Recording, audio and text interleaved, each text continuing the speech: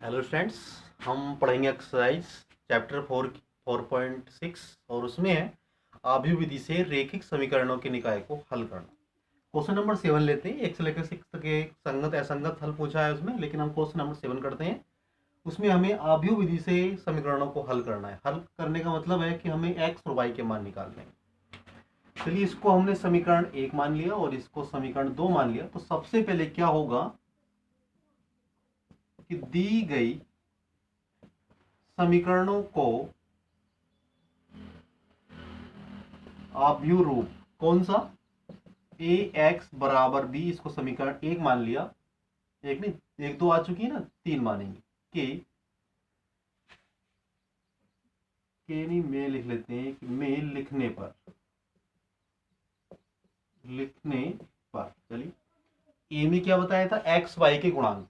तो ये आएगा 5 और 2, पहली पंक्ति में पहली समीकरण से और दूसरी पंक्ति में दूसरी समीकरण से। फिर यहां लेंगे कि एक्स और वाई, और इसमें लेंगे कि 4 और 5। ठीक है, जहां ए बराबर लिख लेते हैं, क्या आवश्यकता होगी इसकी, लिख लेते हैं 5 2 7 और 3। ठीक है, तो सबसे पहला काम होगा कि इसका सारणिक निकाला जाए। तो यहां से हम लेंगे सारणिक, या बाद में ले लेते हैं, पहले हम समीकरण 3 से स्टार्ट करते हैं। समीकरण 3 से, समीकरण 3 को दोबारा से लिखा कि ए एक्स बराबर बी।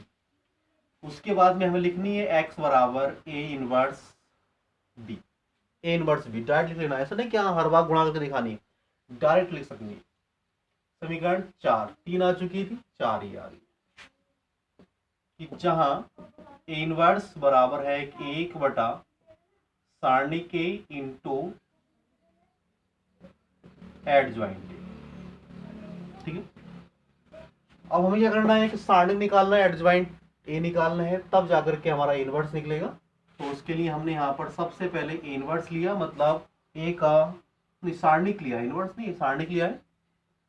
तो 5 2 7 3 कितना बनेगा, 5 दिया 15 और 7 दूनी 14, कितना हो गया 1। तो ये कैसा आ गया, नॉट इक्वल। अगर ये 0 आएगा तो आगे नहीं बढ़ना है। अब क्या करेंगे कि आव्यूह ए के सहखंड अवयव, अब सहखंड अवयव निकालेंगे। 11 निकालना है, तो कितना, -1 की पावर 1 + 1, पहली पंक्ति पहला स्तंभ छोड़ देना है।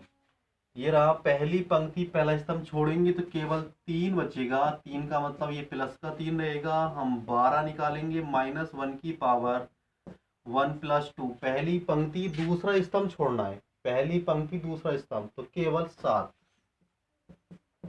तो -7 हो गया।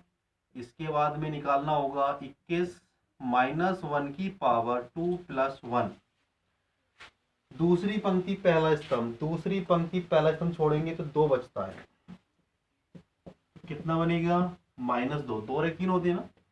और फिर हमें 22 निकालना है, -1 की पावर 2 + 2, दूसरी पंक्ति दूसरा स्तंभ हमें छोड़ देना है, तो बचता है 5, तो ये बच गया +5। ठीक है, तो हमारे सहखंड अवयव आ गए हैं। तो इनसे क्या बनाएंगे, सबसे पहले एडज्वाइंट बनाएंगे।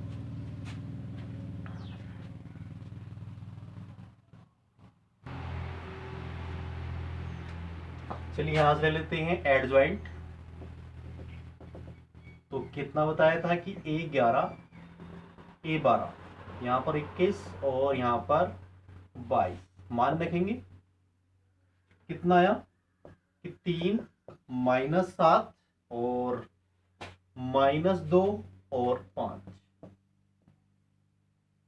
ठीक है, अब क्या निकालना है हमें कि ए इनवर्स, उसके लिए था 1 बटा सारणी के इंटू एडज्वाइंट ए, 1 बटा 1, क्योंकि सारणी का मान 1 आया।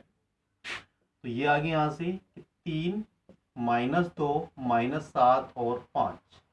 1 से भाग करने पर, गुणा करने पर कोई अंतर नहीं होता। 3 -2 -7 और 5, ये आ गया हमारा ए इनवर्स का मान। अब हम समीकरण 4 से लेंगे। समीकरण 4 से कितना है, x बराबर ए इनवर्स बी।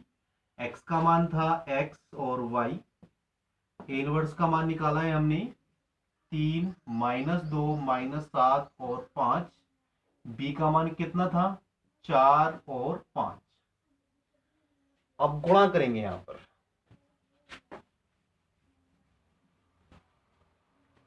तो इधर तो रहेगा कि x और y बराबर, गुणा करते हैं, पंक्ति गुणा स्तंभ करनी है।